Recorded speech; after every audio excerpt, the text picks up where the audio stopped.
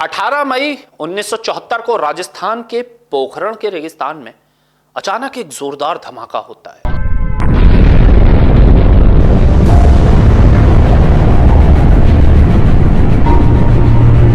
India conducted 3 underground nuclear tests in the Pokhran range.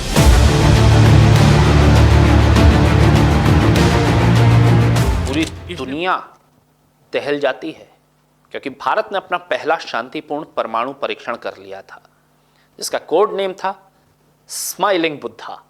एक ऐसी घटना और इसके पीछे के वैश्विक तनाव को मशहूर इतिहासकार रामचंद्र गुहा ने अपनी मशहूर किताब इंडिया आफ्टर गांधी में बेहद बारीकी से दर्ज किया है।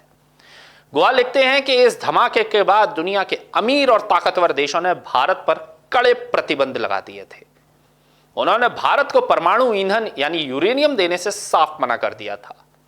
उस वक्त हमारे वैज्ञानिकों के पास हुनर तो था, लेकिन रिएक्टर चलाने के लिए यूरेनियम की भारी कमी हो गई थी।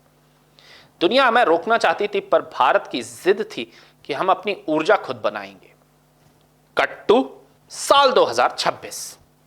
आज इतिहास बदल रहा है। जो देश कभी हमें यूरेनियम देने से हिचकिचाते थे, आज वो खुद हमारे साथ डील करने के लिए आगे आ गए हैं।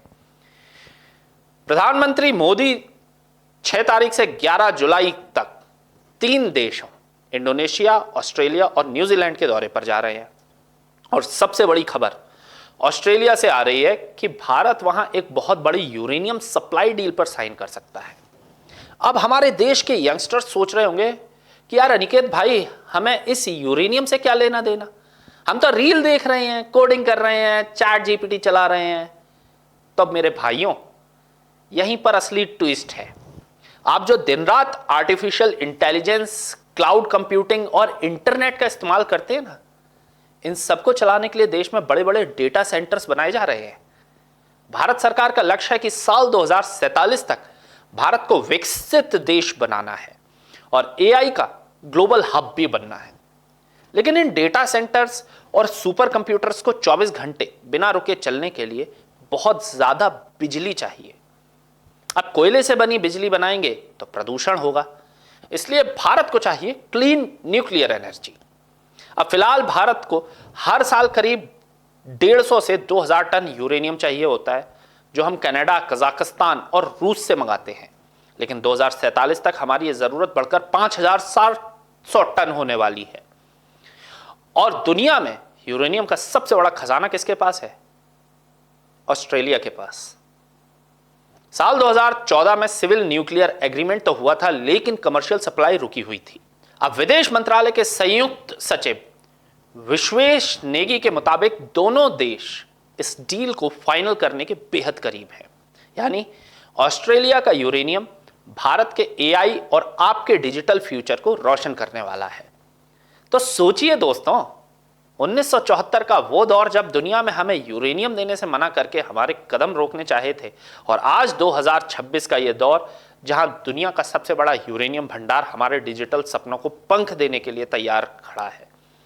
इसे कहते हैं आत्मनिर्भर भारत की असली ताकत। लेकिन चलते चलते एक सवाल आपके लिए भी। सरकार तो ऑस्ट्रेलिया से यूरेनियम लाकर एआई और डेटा सेंटर्स के लिए बिजली का इंतजाम कर रही है, पर क्या हम और आप यानी देश की युवा पीढ़ी एआई के इस दौर में सिर्फ रील स्क्रॉल करने वाले कंज्यूमर बनकर रह जाएंगे, या फिर नई टेक्नोलॉजी सीखकर कुछ बड़ा इन्वेंट भी करने वाले हैं?